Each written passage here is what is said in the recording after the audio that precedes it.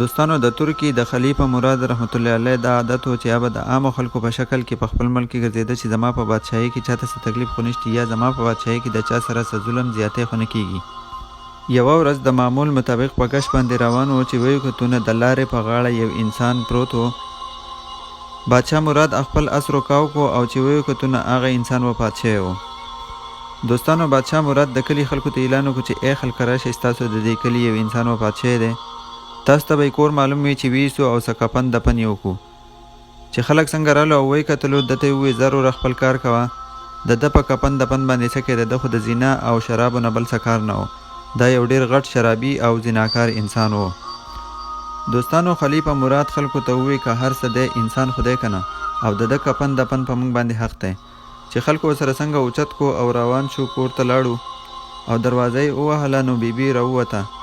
بادشاه ورته وویل چې د دې انسان څه عمل و چې خلک د دې انسان نه دومره نفرت کوي.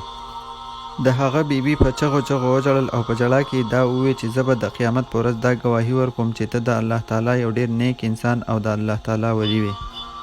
بادشاه چې څنګه دا واورېدو نه حیران پاتې شو او تپوس یې ترې وکړو چې خلک خو د دې انسان نه نفرت کوي او وایي چې دا ډېر شرابي او زناکار انسان او ته وایې چې دا د الله تعالی ولی دی او نیک انسان دی، څه وجه ده؟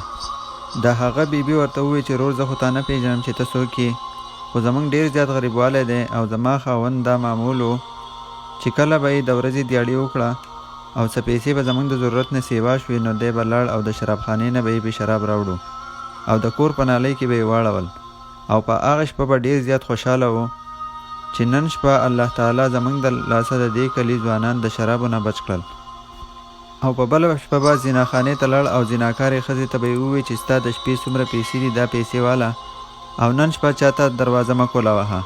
او چې کور ته به راغی نه ډېر زیات به خوشحاله و چې نن د دې کلي ځوانان زما د لاسه الله تعالی د زنا نه بچ کړل او ما د خپل خاوند ته څو پیره ویلي وو چې کله هم ته مړ شي نه ستا جنازې له به څوک نه راځي او ستا جنازه به څوک نه اوچتوي او خلک به دا وایي چې دا خو ډېر زناکار او شرابي انسان دی. خو ده ما ته په یقین سره ویلي وو چې ته به ګورې زما جنازه به عام خلک نه بلکې زما جنازه به د ملک بادشاه اوچتوي. دوستانو بادشاه مراد چې څنګه دا خبره واورېده نو ډېر زیات یې وژړل او دا یې وویل چې دا واقعي د الله تعالی نیک او ولی انسان دی او زه د دې ملک بادشاه مراد یم او زه به د ده جنازه کوم. دوستانو چې په ملک کې داسې خلک وي نه ضرور به بادشاهان د خلیفه مراد په شان وي. الله تعالی دې په موږ په ټولو باندې رحم وکړي چې د خپل ملک او د خپل کلي نه د شرابو او د زناو اډې ختم کو. نو بیا به تاسو ګورئ چې بادشاه به ضرور د خلیفه مراد په شان جوړیږي. الله تعالی دې په موږ باندې خپل رحم وکړي. الله تعالی دې د ټولو مسلمانانو اتفاق نصیب کړي. آمین ثم آمین. امید کوم چې ویډیو به تاسو ضرور خوښه شوي. ویډیو د خپلو دوستانو سره لازم شیر کړئ. شکریه.